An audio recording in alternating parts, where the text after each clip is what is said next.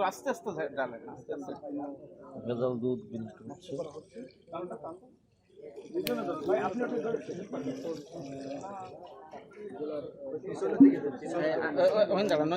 ওই জায়গাতে দেন, ওই জায়গাতে দেন, আস্তে আস্তে।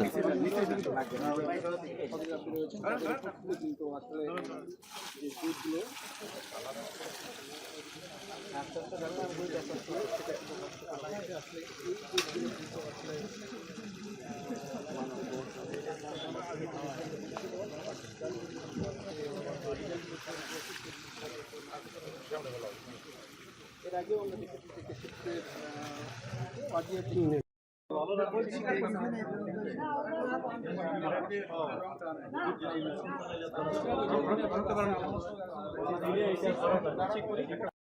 হ্যাঁ কেমিক্যাল ঠিক আছে। পরে জল দিয়ে আপনাকে জিজ্ঞেস করেন ফেরত দিছি না কয়দিন ফেরত দিয়ে ফটো বন্ধ করে দিছি আমি জাস্ট পানি দিছে।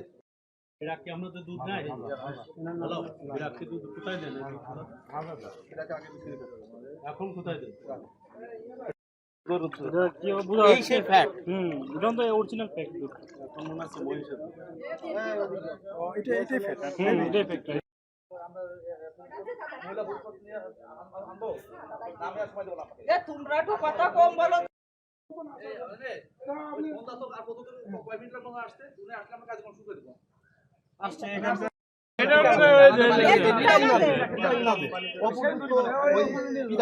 আমাদের দুধ বিরাকে দেয়। আমার দুধটা মানে এইখানে কোনটাই আমার না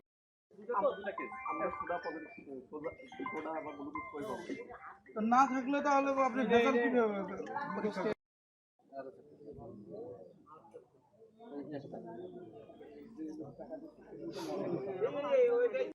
করা হয়েছে এবং যে মালগুলো ছিল সেই মালগুলো নষ্ট করা হয়েছে। দেব নাই ওপরে একটা ডাক দেন।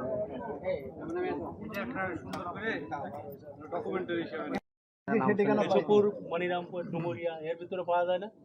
এটা আমার জানা। তুমি কোথা থেকে নিয়ে আসো? কত সুন্দর চালাচ্ছে। বিগত 1 বছর যাবত আশা করি এটা কোনেন ওষুধটা দিতে ফুটেজ নিচ্ছে তো ফুটেজটা ভালো না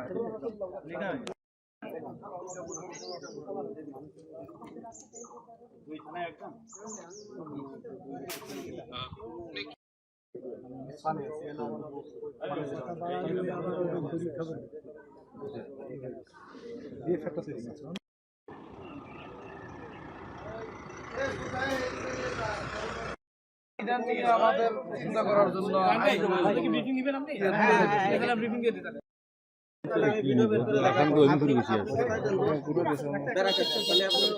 কাছে বিশেষ করে র‍্যাব 6 এর কাছে একটা আভিযানিক টিমের কাছে একটা তথ্য ছিল। তথ্যের ভিত্তিতে গোপন তথ্যের ভিত্তিতে আমরা ভিআরসি কেশবপুর যশোর আপনারা দেখছেন এই এলাকায় আসছি। আমাদের সাথে আরো আছে এখানে ফুড সেফটি অথরিটি উপজেলা স্যানিটারি ইন্সপেক্টর, উনি উপজেলা স্যানিটারি ইন্সপেক্টর কেশবপুর। যে তথ্যের ভিত্তিতে আমরা আসছি এখানে দেখছি এখানে এই গ্রামে এখানে গোবিন্দ ঘোষের দুধের কারখানা। গোবিন্দ ঘোষের উনি কি করছেন, দুধের সাথে পানি মিশ্রণ করে এটা পরিমাণ বাড়ায়ে উনি বিক্রি করতেছেন এবং আমরা পরীক্ষা করে এটা প্রমাণ পেয়েছি। আপনারা দেখছেন ল্যাক্টোমিটার সাহায্যে পরীক্ষা করা হয়েছে এবং যে অভিযুক্ত উনি নিজেও দোষ স্বীকার করছেন, যার কারণে ওনাকে ভোক্তা অধিকার সংরক্ষণ আইন 2009 এর 43 ধারা অনুযায়ী 5,000 টাকা জরিমানা করা হয়েছে। আরেকটা বেশি মানে ভেরি অ্যালার্মিং বিষয় আছে, সেটা হচ্ছে দুধ তৈরি করা। এখানে আমরা এটা প্রমাণ পাইছি। আরেকটা যেটা অপু ঘোষের দুধের কারখানা, অপু ঘোষ নিজে স্বীকার করছেন এবং আমরা এখানে যেটা পেয়েছি জেলি, কাস্টিং সোডা এবং পানি সহ ফ্যাট, আপনারা জানেন তেল আর দুধের মিশ্রণে ফ্যাট, এগুলো দিয়ে 1 কেজি পরিমাণের দিয়ে 10 কেজি তৈরি করা হচ্ছে দুধ।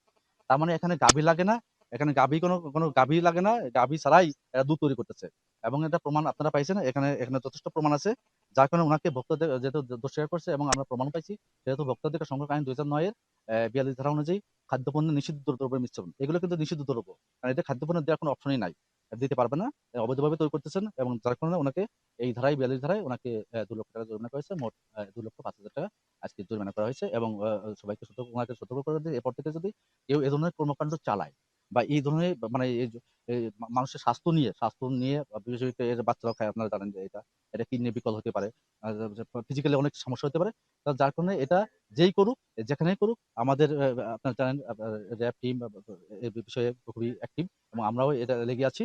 যেখানে থাকুক আমরা তাদের বিরুদ্ধে অ্যাকশন, এই ধরনের আইনগত ব্যাপারে অ্যাকশন আমাদের অব্যাহত থাকবে।